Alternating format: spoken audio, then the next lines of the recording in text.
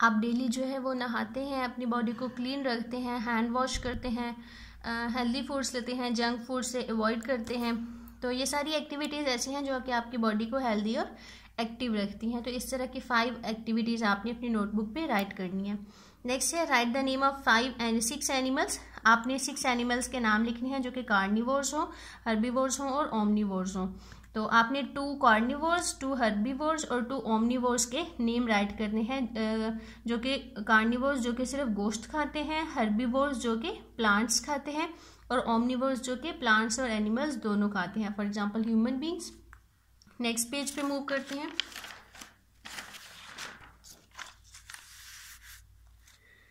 Next page पे ये जो डायग्राम है ये एज इट इज आपने लेबल भी हुई है। ये आपका लार्वा है, लार्वा कन्वर्ट होता है क्राइसेलिस में, उसके बाद एडल्ट बटरफ्लाई बनती है और एडल्ट बटरफ्लाई एग प्रोड्यूस करती है, एग से फिर लार्वा बनता है। ये डायग्राम जो है एज इट इज आपने अपनी नोटबुक पे ड्रॉ करनी है और उसको इसी तरह से लेबल भी करना है और कलर भी करना है।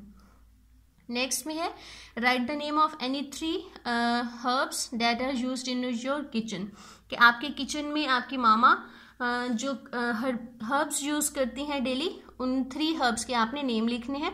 हर्ब्स बेटा कहते हैं जैसे आपकी मामा धनिया यूज़ करती हैं किचन में और पुदीना यूज़ करती हैं, पालक वगैरह यूज़ करती हैं, तो ये हर्ब्स हैं। तो इनके आपने नेम राइट करने हैं। फॉर एग्जांपल कोरिएंडर जिस धनिये को कहते हैं, मिंट पुदीने को कहते हैं, और एक पालक जो है उसको स्पाइनेक कहते हैं। वो आपने ये 3 जो है वो नेम आपने राइट करने हैं। नेक्स्ट है draw and label the different parts of the plant. ये प्लांट है और डिफरेंट पार्ट्स को लेबल किया गया है, इसको आपने लेबल करना है। फॉर एग्जाम्पल ये यहाँ पे फ्लावर है, ये फ्लावर को फ्लावर पे राइट करना है। जो लीव्स हैं लेबल किया हुआ उनको लीव्स राइट करना है। ये फ्रूट है, स्टेम एंड रूट्स, इनको आपने एज इट इज लेबल करना है। Next write the names of 2 plants that have only 1 seed. आपने ऐसे 2 प्लांट्स के नेम लिखने हैं जिनका सिर्फ एक सीड होता है। फॉर एग्जाम्पल मैंगो, आपने मैंगो खाया है ना, मैंगो में क्या होता है, मैंगो में सिर्फ एक जो है वो सीड होता है, मैंगो की एक ही गुठली होती है। जबकि अगर आप एप्पल खाएं तो एप्पल में बहुत सारे सीड्स होते हैं ना। तो आपने ऐसे ट्रीज के नाम लिखने हैं या प्लांट के जिनका सिर्फ एक ही सीड होता है, तो वो हम राइट करेंगे mango tree and almond plant. Almond कहते हैं बादाम को, बादाम में भी एक ही सीड होता है, तो वो ये 2 एग्जाम्पल्स होंगी ऐसे प्लांट की जिनका सिर्फ एक ही सीड होता है। नेक्स्ट है choose your 2 favourite dry fruits and find out where they are found in Pakistan. आपको जो ड्राई फ्रूट्स पसंद हैं उन 2 ड्राई फ्रूट्स के नेम राइट करने हैं। उसके अलावा आपने बताना है कि वो ड्राई फ्रूट्स पाकिस्तान के किस इलाके में पाए जाते हैं। फॉर एग्जांपल अगर आपको मूंगफली पसंद है तो आपको ये बताना है कि मूंगफली कहाँ पे ग्रो होती है पाकिस्तान में। अगर आपको बादाम पसंद है या कोई और चीज़ ड्राई फ्रूट्स, तो आपने बताना है कि वो पाकिस्तान में किस एरिया में उगते हैं। नेक्स्ट है कि ये जो आपको मेजरिंग इंस्ट्रूमेंट्स नज़र आ रहे हैं इनका फंक्शन ड्रॉ करना है कि इनका फंक्शन बताना है कि ये किस पर्पज़ के लिए यूज़ होते हैं।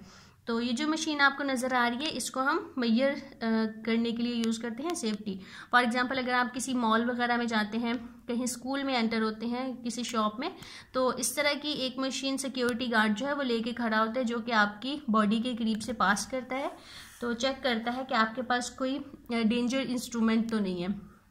तो ये मेजर सेफ्टी, ये जो है वेट को मेजर करने के लिए यूज़ होती है मशीन, और ये स्केल है जो कि लेंथ को मेजर करने के लिए हम यूज़ करते हैं। तो ये इनका फंक्शन आपने राइट करना है। नेक्स्ट क्वेश्चन है कि take 2 spoons and put 1 in sunshine. आपने 2 स्पून्स लेने हैं। क्वेश्चन नंबर 12 है 2 स्पून्स आपने लेने हैं। एक स्पून को आपने सनलाइट में रख देना है, धूप में, और दूसरे स्पून को जो है वो आपने छाँव में ही रखना है। तो थोड़ी देर के बाद आपने ऑब्जर्व करना है कि दोनों स्पून्स में क्या फ़र्क आता है। तो यहाँ पे हम राइट करेंगे कि sun and shady place. Shady place यानी छाँव वाली जगह। तो यहाँ पे आप राइट करेंगे सन शेडी प्लेस, और यहाँ पे आप राइट करेंगे स्पून तो आपने फिर बताना है कि जो स्पून हमने सन में रखा उस पर क्या इफेक्ट हुआ, तो कि वो गर्म हो जाएगा।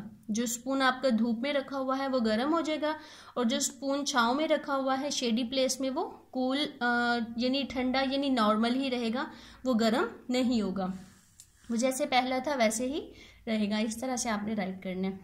तो नेक्स्ट आपकी एक्टिविटी है कि आपने क्या करना है कि जिस तरह ये मून के डिफरेंट शेप्स आपको दिखाई गई हैं, आपको नज़र आ रही हैं, इसी तरह से आपने बिस्किट्स, डिफरेंट बिस्किट्स को यूज़ करके, जो आपको बिस्किट पसंद है उन बिस्किट्स को यूज़ करके इस तरह से मून्स की शेप बनानी है।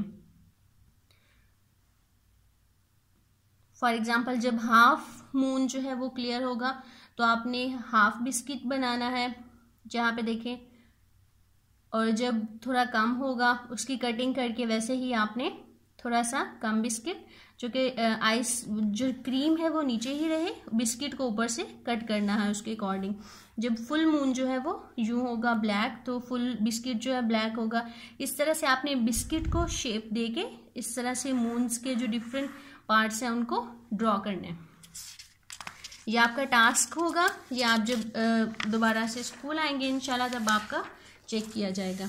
नेक्स्ट में फिर से आपकी एक्टिविटी है। इस एक्टिविटी में आपने अपने घर में जो है वो फर्स्ट एड किट बनानी है।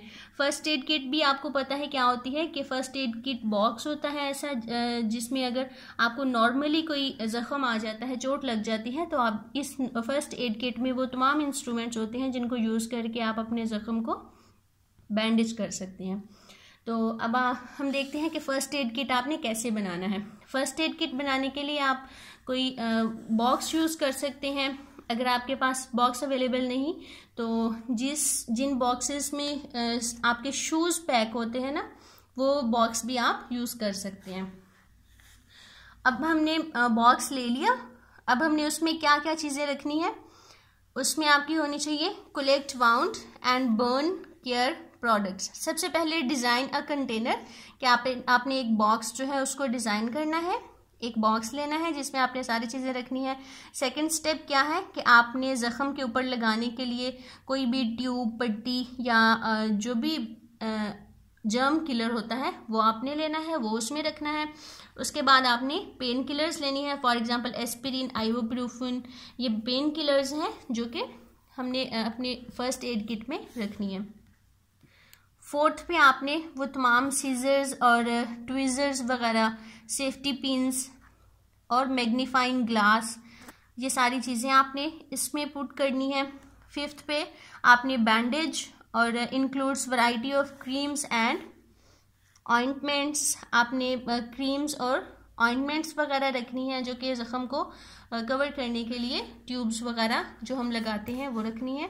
उसके बाद ऑर्गेनाइज योर आइटम्स, तो उसके बाद आपने इस बॉक्स के अंदर अपने पार्ट्स, पोर्शंस बनाने हैं जिसके अंदर आपने सारी चीज़ों को प्लेस करना है। इस तरह से पोर्शंस आपने बनाने हैं ताकि आप आराम से इजीली उसमें अपनी सारी चीज़ें पुट कर सकें। नेक्स्ट पेज पे मूव करते हैं। यहाँ पे हम सीखेंगे कि अगर आपको कोई कट लग जाता है बाजू पे या कहीं भी बॉडी पे, तो आपने किस तरह से उसको बैंडेज करना है, पट्टी कैसे करनी है। सपोज कि अगर आपको हाथ पे कट लग जाता है बाजू पे, तो आपने क्या करना है, अगर आपको हाथ पे कट लग गया है, आपके हैंड डर्टी हैं, तो आपने अपने गंदे हाथों से उसको ज़ख़म को नहीं छूना। आपने क्या करना है, सबसे पहले अपने हैंड वॉश करने हैं। हैंड वॉश करने के बाद जहाँ पे आपको कट लगा है उससे पीछे अपने बाजू को प्रेस करना है ताकि ब्लीडिंग स्टॉप हो जाए। फॉर एग्जाम्पल अगर आपको फिंगर पे कट लगता है तो यहाँ से फिंगर को आपने प्रेस करना है या बाजू को यहाँ से प्रेस करना है ताकि जो ब्लड फ्लो जो है वो स्टॉप हो जाए। जब ब्लड आपका निकलना बंद हो जाएगा उसके बाद आपने क्या करना है, थर्ड स्टेप में कि वॉश द कट, आपने नरमी से अपने ज़ख़म को धोना है ताकि जो ब्लीडिंग हुई है वो साफ़ हो जाए। उसके बाद फोर्थ स्टेप में आपने क्या करना है, आपने अपने कट को वॉश कर लिया है। फोर्थ स्टेप में ये जो ट्यूब है या एंटीसेप्टिक है, एंटीबायोटिक, वो आपने इस ज़ख़म के ऊपर अप्लाई करनी है, लगानी है। और जो लास्ट स्टेप है उसमें आपने क्या करना है कि इसके ऊपर ट्यूब लगाने के बाद इसके ऊपर रुई रख के तो इसको आपने बैंडेज के साथ कवर कर देना है। Put a bandage over the cut, bandage के साथ इसको कवर कर देना है। इस तरह से आपने अपना जो एक्टिविटी वर्क है वो आपने सॉल्व करना है। ये सारा प्रोसेस आपको आना चाहिए। जब आप दोबारा स्कूल आएंगे तो आपको पूछा जाएगा और आपको बैंडेज करनी भी आनी चाहिए, तो आपसे बैंडेज करवाई जाएगी। क्लास में अगर कभी किसी को कट लग जाएगा तो फिर किसी भी बच्चे को बुला के उसे कहा जाएगा कि वो बैंडेज करे। यहाँ तक आपका जो एसबीटी वर्क है वो कंप्लीट है। इसको आपने अच्छी तरह से लर्न करना है। जो आपके क्वेश्चन आंसर थे, एक्टिविटीज़ हैं, वो आपने अच्छी तरह से लर्न करनी है, प्रैक्टिस करनी है, अपनी नोटबुक्स के ऊपर सॉल्व करनी है और अपना बहुत सारा ख्याल रखना है। Thank you. अल्लाह हाफिज़।